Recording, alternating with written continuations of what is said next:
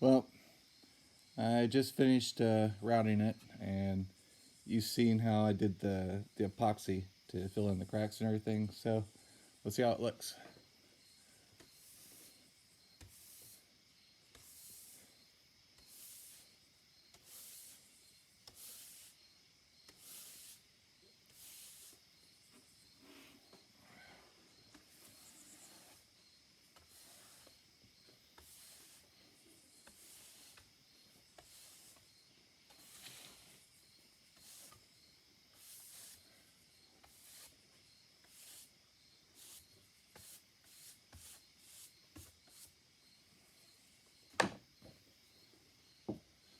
Oh, and gotta give it a little spray.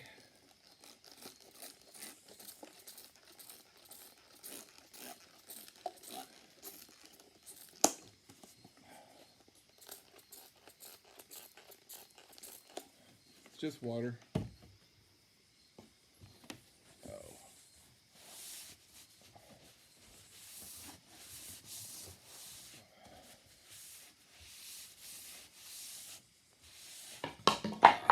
So